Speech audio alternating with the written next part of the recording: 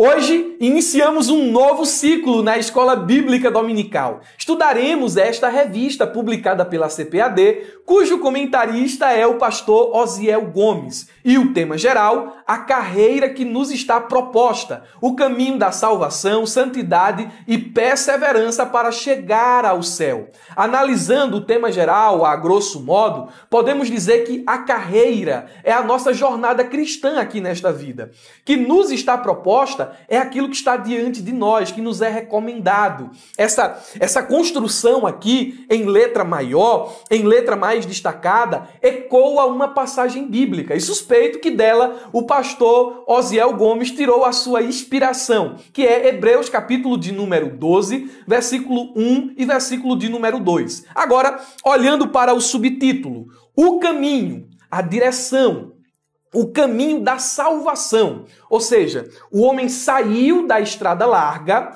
e agora está trilhando o caminho estreito. Ele abandonou a vida de pecado e agora está vivendo em obediência ao Evangelho, andando em temor, de forma a agradar a Deus. O caminho da salvação é estreito e cheio de desafios. Em seguida, nós temos a expressão santidade. É o trabalhar de Deus em nosso caráter, em nosso coração, em nossa vida, durante a jornada. E perseverança, qualidade daquele que não desiste, é necessário ter essa perseverança para chegar ao nosso objetivo final, que é o céu. Isso aqui é apenas uma análise muito resumida. Nós fizemos uma abordagem panorâmica, um estudo panorâmico da lição de toda a revista, de todo o trimestre, e o link está aqui em cima. Nele nós falamos sobre as características, os objetivos, a divisão didática, fizemos a indicação de material complementar e nós aqui trouxemos várias orientações pedagógicas. Clica aqui e vai assistir. Vamos mais direto ao ponto nessa aula de número 1, cujo título é O Início da Caminhada. Os nossos objetivos são, em primeiro lugar, explicar o sentido da caminhada com Cristo. Em segundo lugar, ensinar a respeito da doutrina do novo nascimento. E, por fim, enfatizar a importância do Novo Testamento para a formação de quem inicia a caminhada cristã. Esses objetivos, eles vão direcionar a nossa exposição. E nós vamos alcançá-los mediante a explicação e aplicação dos pontos e subpontos que estão na própria lição. Iniciemos, portanto, com o nosso texto áureo que nos diz: Jesus respondeu e disse-lhe, na verdade te digo, ou seja, essa expressão na verdade, é uma construção dentro do grego que diz o seguinte, amém, amém, e aponta para uma declaração importante que vai ser falada logo em seguida. Na verdade te digo que aquele que não nascer de novo não pode ver o reino de Deus. João, capítulo de número 3, versículo de número 3. Em forma narrativa, nós temos aqui nessa passagem e em seu contexto a revelação da doutrina bíblica do novo nascimento. Comparando traduções, nós temos a versão NVT que nos diz: Jesus respondeu, eu lhe digo a verdade. Quem não nascer de novo não verá o reino de Deus. Vamos contextualizar essa passagem bíblica em foco. E como é que faremos isso? Olhando para o seu contexto imediato, os versículos que vêm logo após a passagem, aqueles que vêm antes da passagem, certo? Saiba, meus irmãos, que dentro dessa contextualização, nós vamos omitir aqui alguns detalhes, porque vamos considerar apenas os elementos que nos servirão como base para a compreensão dos objetivos da nossa lição. Vamos lá, essa narrativa, ela demonstra ali, ela nos revela como se deu o encontro de Nicodemos com o Senhor Jesus. Olha o que diz o versículo de número 1. E havia entre os fariseus, Nicodemos era fariseu, havia um homem chamado Nicodemos, príncipe dos judeus. Isso aponta para uma posição elevada. Alguns acreditam que Nicodemos fazia parte do Sinédrio, que era um órgão máximo, não é? Um órgão de máxima importância dentro da religião daquela época. E este foi ter de noite com Jesus, provavelmente com vergonha, porque a esse ponto aqui da história, o ministério de Jesus ele não foi bem recebido pela essa classe aqui que Nicodemos fazia parte. Ele foi à noite, ele foi escondido, provavelmente ele não queria que ninguém o visse com Jesus. Ele foi, versículo de número 2, foi de noite ter com Jesus e disse-lhe, mestre.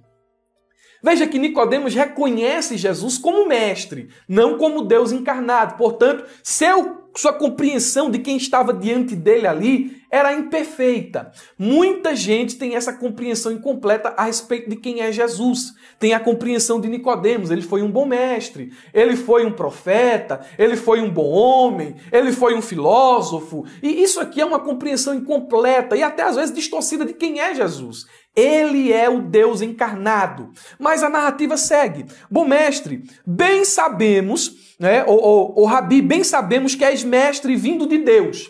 Então, diferente de seus colegas, Nicodemos ele reconheceu a autenticidade do ministério de Jesus.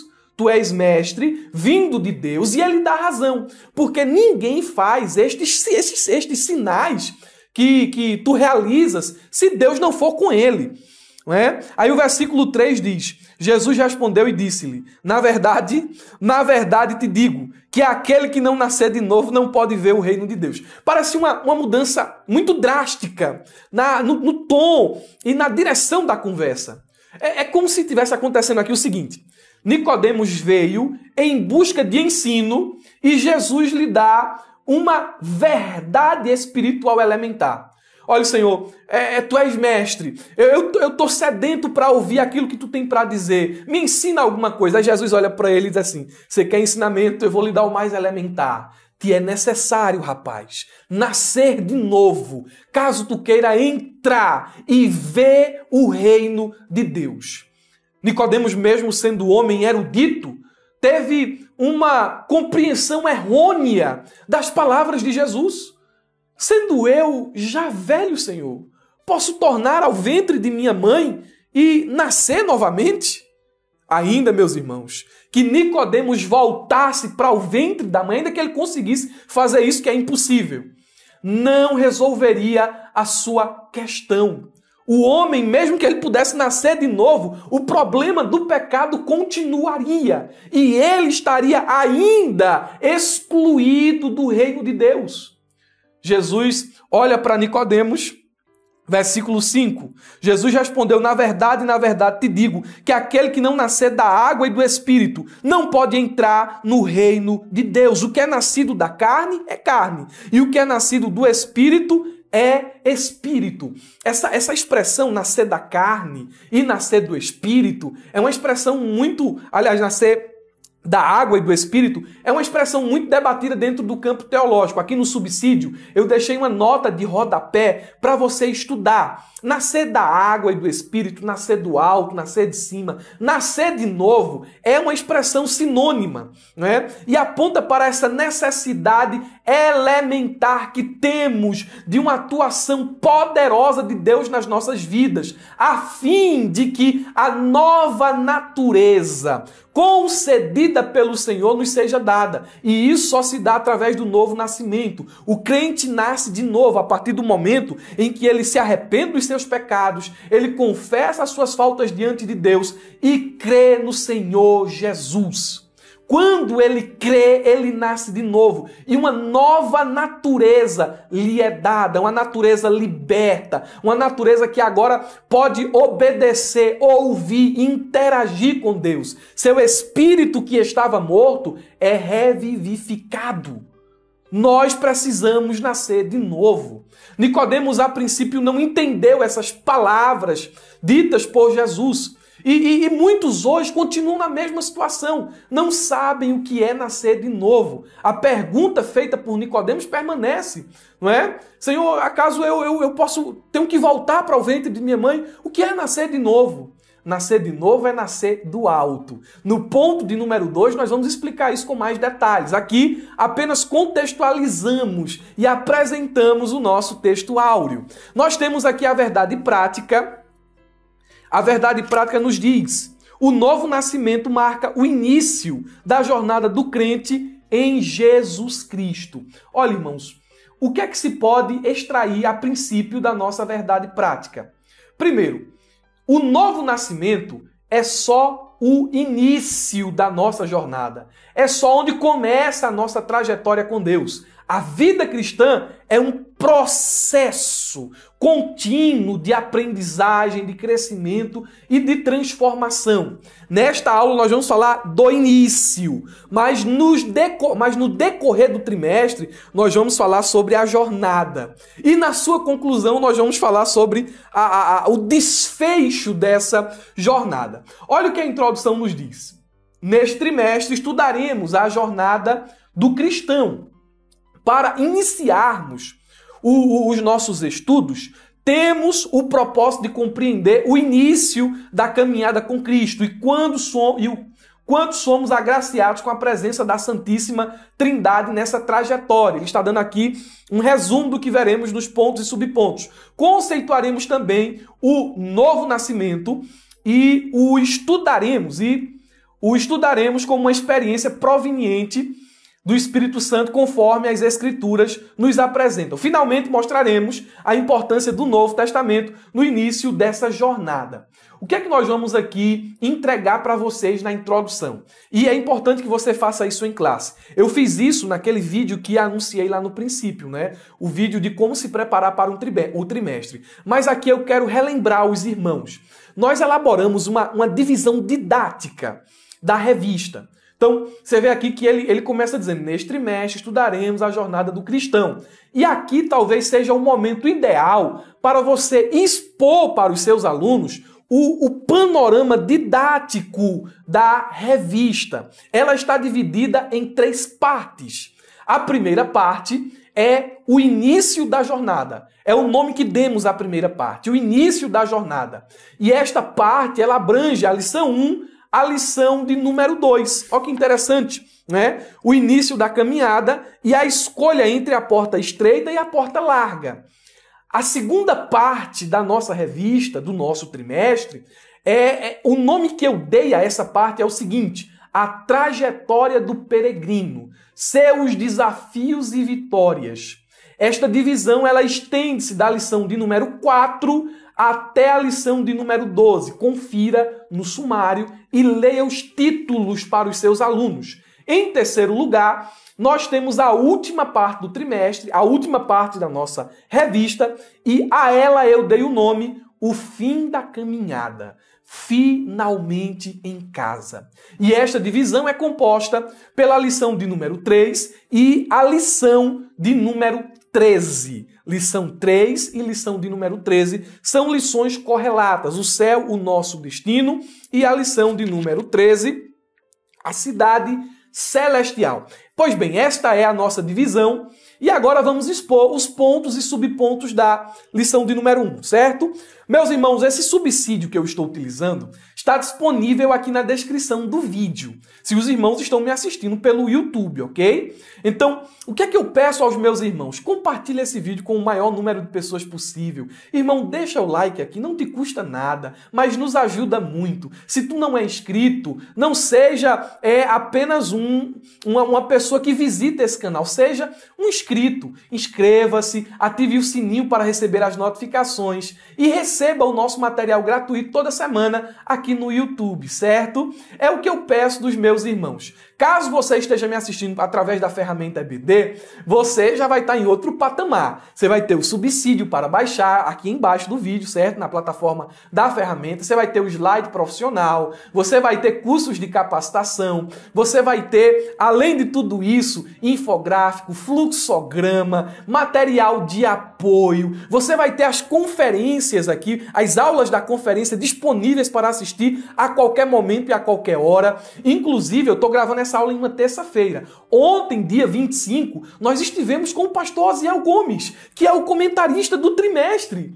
E olha só que maravilhoso, ele esteve conosco aqui durante mais de 1 hora, nós conversamos sobre a revista. E isso está disponível nesse momento apenas para os alunos da ferramenta. Então, meus irmãos do YouTube, não percam tempo, não fiquem no raso. Sejam alunos assinantes da ferramenta EBD. O link também está aqui na descrição do vídeo. Vamos lá, ponto de número 1, a caminhada com Cristo. E o subponto 1 nos diz, compreendendo os dois caminhos. Preste atenção, ou os dois tipos de vida. Eu acho que ficaria mais acertado assim. Compreendendo os dois tipos de vida. Na história humana, temos dois caminhos. O da vida natural e o da vida com Cristo. Certo? Os dois caminhos, os dois tipos de vida. E como a gente está falando sobre início, como a gente está falando sobre princípio, essa expressão ela se refere ao ponto de partida ou ao começo de algo. É o momento ou o lugar onde algo começa ou é originado. Em termos temporais, início é o oposto de fim. E nesse primeiro subponto, o comentarista ele vai falar sobre o início da história humana. E se você olhar com uma visão mais profunda, vendo o que está na revista e o que está no livro de apoio, ele vai falar sobre o início da história humana, sobre o início da vida natural e sobre o início da vida espiritual. Então, é o subponto dos inícios. O início da história humana se dá em Deus. Nós cremos na teologia de Gênesis. Nós não cremos nas ideias de Darwin. Nós não cremos na teoria do Big Bang. Nós não acreditamos naquilo que ensina a geração espontânea. Ou qualquer outro conto, qualquer outro mito que descreva a história da humanidade. Nós cremos na verdade. Nós cremos de forma literal nos 3 primeiros capítulos do Gênesis. E, portanto, nós professamos que a história humana se origina em Deus. Ele é o criador de todas as coisas. Gênesis 1, versículo de número 1, diz que no princípio criou Deus os céus e a terra. E ele foi dando continuidade às suas atividades criadoras até o 6º dia, onde Gênesis 1, 27 nos diz que Deus criou o homem à sua imagem, a imagem de Deus o criou, homem e mulher os criou. No capítulo 2 de Gênesis, nós temos essa revelação expandida. Gênesis 2:7 nos diz, é um relato comentado de um mesmo episódio. E formou o Senhor o homem do pó da terra e soprou-lhe nas narinas o fôlego da vida. E o homem se tornou alma vivente. O primeiro casal, eles tinham habilidades extraordinárias, tais como espiritualidade, racionalidade, sociabilidade, livre-arbítrio e criatividade. A teologia de Gênesis é oposta àquilo que se ensina nos livros de biologia, aquilo que se ensina nas salas de aula, nas universidades, porque o primeiro homem, ele não foi se desenvolvendo a partir de um modo de vida primitivo, não é? Não, o primeiro homem foi criado completo, inteligente, capaz de conversar. Essa ideia de homem das cavernas, de buga-buga, duelo perdido, isso é invenção. A Bíblia nos diz que Adão tinha capacidade de conversar com Deus, de se relacionar com Deus, de criar novas palavras, porque ele deu nome aos animais. Então o primeiro homem foi criado extremamente inteligente. Cremos na teologia de Gênesis. Dentro desse início, dessa origem da história humana, nós temos uma divisão que pode ser vista de forma muito simples ali nos 3 primeiros capítulos do Gênesis, que é origem, queda e queda. É uma expressão teológica usada para designar o momento em que o pecado entrou no mundo por meio da desobediência do primeiro casal. Origem, queda e redenção. A história da redenção, ela se inicia após a queda. E o que é a história da redenção? São os atos salvadores de Deus em relação ao homem. É a forma como Deus buscou o homem de volta para si. redenção, história da redenção. Através de Cristo Jesus, nós temos essa história sendo desenvolvida, né, em todo o Antigo Testamento, e temos a nossa redenção consumada no Novo Testamento através da morte e ressurreição do nosso Senhor Jesus. Então, a divisão principal ali de Gênesis 1, 2 e 3 é origem, queda e redenção. Nós podemos resumir a história da humanidade assim. Agora, o segundo ponto aqui dentro, ainda desse primeiro subponto, é o seguinte: o início da vida natural. Então, a vida natural, ela tem um início. E quando se inicia a vida natural? A nossa posição é de que a vida natural se inicia na fecundação. Porque existem várias teorias sobre o início da vida natural, de quando a vida de fato ela se inicia.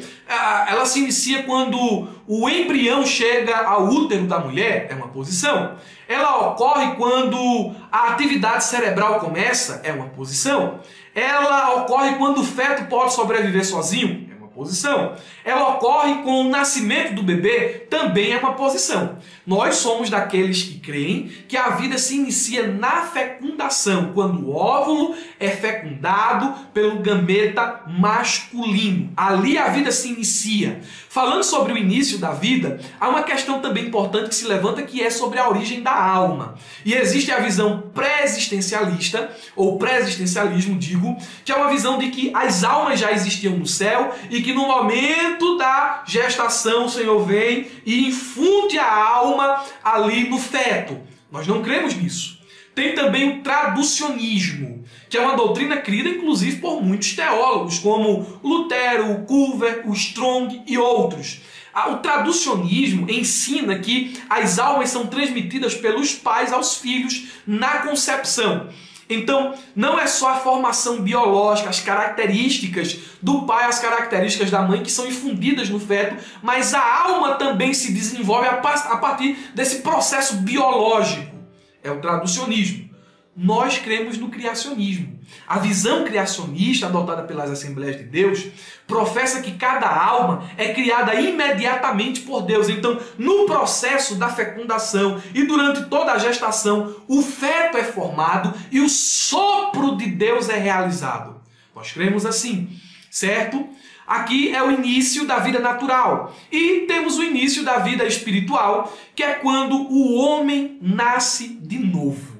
Então, o novo nascimento não é um renascimento físico, mas uma transformação espiritual que ocorre quando uma pessoa aceita Jesus como seu Salvador. É o processo de arrependimento dos pecados e fé em Jesus Cristo. Então, é a partir desse ponto aqui do novo nascimento que a pessoa de fato começa uma nova vida em Cristo Jesus. Esses são os inícios. O início da história humana, o início da vida natural e o início da vida espiritual. Quando a vida espiritual se inicia, nós começamos uma jornada. E o comentarista, ele fala sobre os 3 companheiros da nossa caminhada. A lição diz: quando recebemos Jesus como Salvador, Deus passa a ser o nosso Pai. Além do Pai, temos também o seu Filho, como aquele que nos concede a vitória contra o pecado e toda sorte de males. E, finalmente, temos também o terceiro membro da Trindade, o Espírito Santo, como nosso auxiliador e consolador. A palavra Trindade, ela é empregada como uma denominação teológica para o mistério do Pai, Filho e Espírito Santo como um só Deus, mas em 3 pessoas distintas. Nosso objetivo não é discorrer sobre essa doutrina bíblica, mas é mostrar que tanto o Pai como o Filho como o Espírito Santo estão envolvidos não só no processo da salvação, porque o Pai é aquele que elege e predestina em Cristo Jesus, o Filho é aquele que executa a obra da salvação, encarnando, morrendo e ressuscitando, e o Espírito é aquele que aplica a obra da salvação em nossas vidas, nos convencendo do pecado, da justiça e do juízo, habitando em nós, nos guiando em toda a verdade. Eles estão envolvidos no processo da redenção, mas também estão presentes em nossa caminhada. Não estamos sozinhos nessa jornada. Do início ao fim, temos esses companheiros divinos. Glória a Deus! Além, fazendo um acréscimo ao que o pastor pontuou aqui nesse subponto, além da presença da Trindade, nós temos a presença da família de Deus, da igreja. A igreja não é apenas um lugar para adorar, é uma comunidade, uma família espiritual. E como membro dessa família, nós somos chamados a amar, apoiar e encorajar uns aos outros. Além da presença da Trindade, da igreja, como da igreja, a família de Deus, nós temos também a presença dos líderes. A Bíblia diz em Efésios 4:11 que ele deu alguns para profetas, e aí por diante, profetas, doutores, pastores, e aí por diante, apóstolos. Ele nos deu esses homens presentes, são homens presentes, né? Homens dons para a igreja, a fim de que a gente alcançasse maturidade, fosse ensinado, fosse dirigido, fosse orientado. Não estamos sozinhos nessa jornada. Ponto de número 1 concluído. Vamos ao ponto de número 2, o novo nascimento. Guarde as informações que eu lhe dei lá no princípio sobre Nicodemos. Eu não vou repeti-las aqui nesse ponto, certo? Aqui eu trouxe algo diferente do que está na lição. E é diferente a exposição, é diferente a explicação, mas o assunto é o mesmo. O assunto é o novo nascimento. Novo nascimento, definindo, é um ato exclusivo de Deus na vida do homem, transformando sua inclinação ao mal em uma disposição para fazer o bem. Então é um ato exclusivo. A gente não nasce de novo por qualquer outro meio que não seja a atuação de Deus. E esse novo nascimento promove essa transformação. Nossa velha natureza é crucificada e agora nós temos uma vida nova em Cristo Jesus. E o Espírito Santo nos capacita a fazer aquilo que é correto diante de Deus. Isso é uma definição básica do que é novo nascimento. Preste atenção nesses termos aqui que eu vou utilizar. Novo nascimento e regeneração são palavras, expressões sinônimas na Bíblia. A regeneração, olha só, 3 palavras: novo nascimento, regeneração e conversão. O novo nascimento, ele abrange tanto a regeneração como a conversão. Como assim, irmão Murilo? Quando eu digo que alguém nasceu de novo, digo que essa pessoa se converteu e que ela foi regenerada. Regeneração é aquilo que Deus faz no íntimo, é aquilo que Deus faz dentro de nós, é a transformação espiritual que acontece no nosso ser. E conversão é o lado físico, visível da regeneração. A pessoa mentia, agora ela não mente mais. Então isso é visível. Fulano de tal vivia na cachaça, fulano de tal vivia na imoralidade, e agora ele não vive mais assim. É uma mudança que pode ser comprovada por quem vê. Mas a regeneração acontece no íntimo. Glória a Deus. Então o crente precisa ser regenerado e convertido. Isso é novo nascimento. A doutrina do novo nascimento, ela é apresentada ao longo de toda a Bíblia. Mesmo no Antigo Testamento, as Escrituras apontam a necessidade de o homem nascer de novo. Por exemplo, no Salmo 51, Davi disse o seguinte, eu nasci na iniquidade e em pecado me concebeu a minha mãe. Ele está mostrando que desde o nascimento ele era pecador. Aí, no verso de número 10, ele diz assim: cria em mim, ó Deus, cria em mim um novo coração, um coração puro, e renova dentro de mim um espírito reto. Necessidade de transformação. A doutrina do novo nascimento é vista no Antigo Testamento e é revelada em detalhes no Novo Testamento. Ela é vista no Antigo e ela é revelada completamente dentro do Novo Testamento. Nascer de novo significa nascer do alto, João 3:3. É ser nascido de Deus, João 1:13. É ser gerado de Deus, 1 Pedro 1:3. É ser vivificado por Ele, Efésios 2, versículo 1 ao 5. É ser de novo gerado da semente incorruptível por sua palavra, 1 de Pedro 1:23. O significado do novo nascimento é tão profundo e seu efeito é tão radical que o homem que nasce de novo é feito nova criatura, conforme 2 Coríntios capítulo 5, versículo de número 17. Aqueles que estão em Cristo, nova criatura são, ou nova criação são. Nova criação é. os efeitos do novo nascimento são radicais. E podemos mencionar alguns que você pode trazer para a sua classe. Primeiro, ao nascer de novo, o homem deixa de estar morto espiritualmente, preso a pecados e delitos. Agora ele foi vivificado, ele passa a crer em Cristo, que Jesus é o Salvador, ele se arrepende dos seus pecados e, mediante o arrependimento, a regeneração, ele é declarado justo por Deus pelos méritos de Cristo, e é adotado na família de Deus. Isso significa basicamente que ele sai da sepultura para se assentar nos lugares celestiais em Cristo Jesus. Ao nascer de novo, em segundo lugar, o homem é capacitado a se submeter à vontade de Deus e a viver uma vida que o agrade.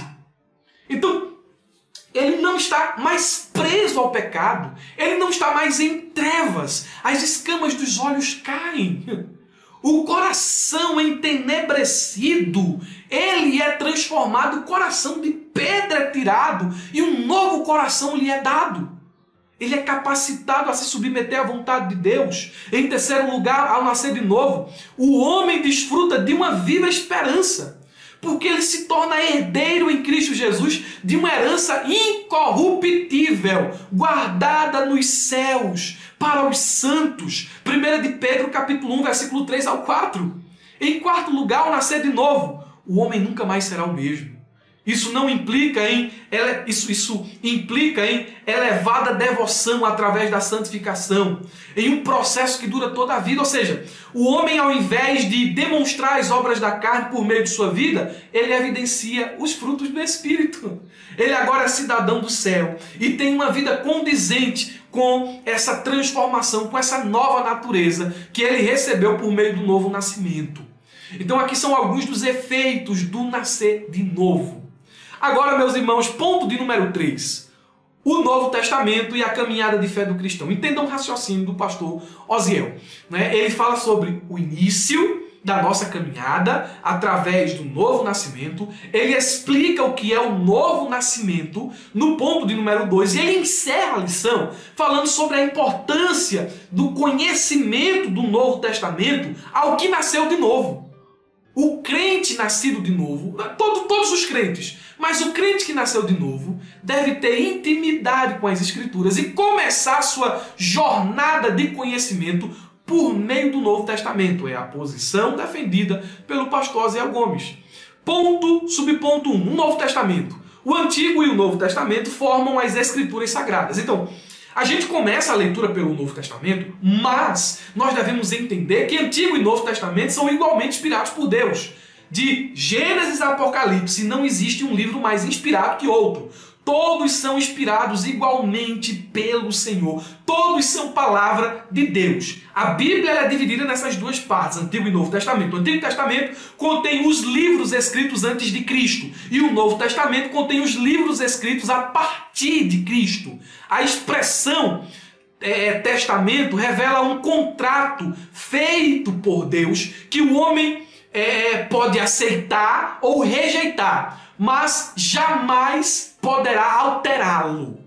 Nós temos um Novo Testamento, a vontade de Deus revelada para nós. O Novo Testamento é composto de 27 livros. E ele foi escrito em grego, não no grego clássico dos eruditos, mas no grego koiné, o grego das pessoas comuns. Seus 27 livros são classificados em 4 grupos. Evangelhos, são ali os primeiros livros, são os evangelhos, os livros de biografia, Mateus a João. Temos um livro de história, que é Atos dos Apóstolos. Temos as epístolas, os livros didáticos, são 21, de Romanos a Judas. E temos um livro de revelação, um livro de profecia, que é o livro do Apocalipse. Essa é a estrutura do Novo Testamento.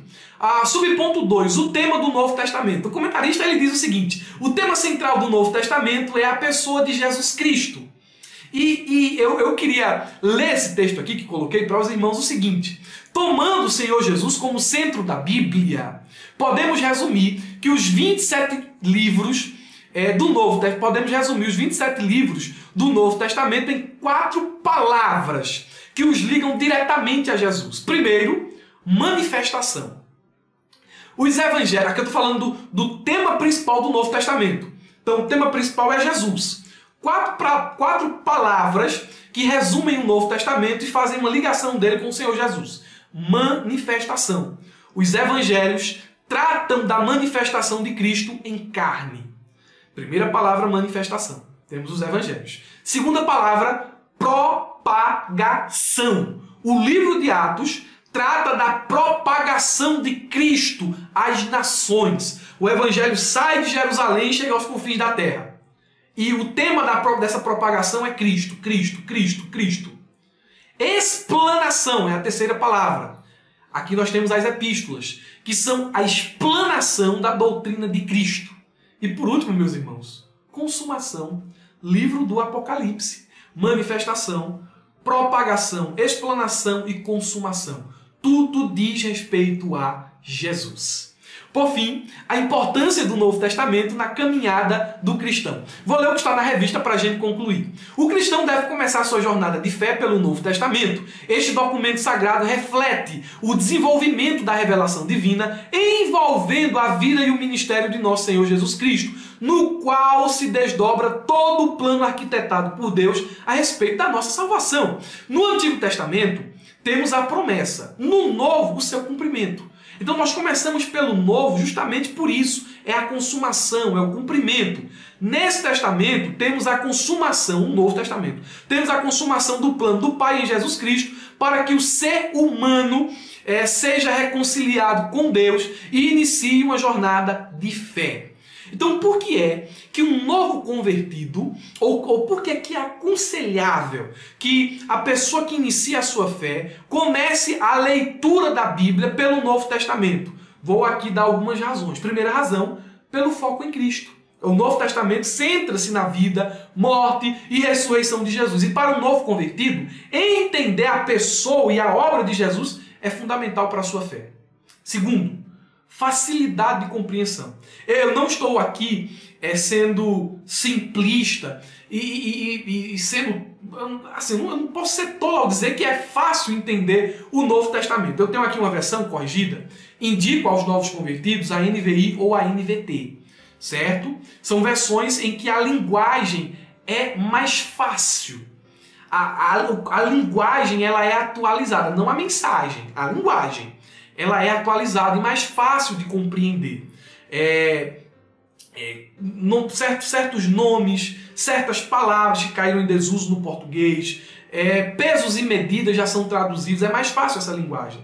Mas eu sei que há pontos difíceis no Novo Testamento. Só que comparado ao Antigo Testamento, para uma pessoa nova convertida, é melhor ela começar a leitura do Evangelho de João, a leitura dos Evangelhos, a leitura de Romanos. É bem melhor e é bem preferível à luz do livro de Levítico, à luz de um livro profético e aí por diante, ok?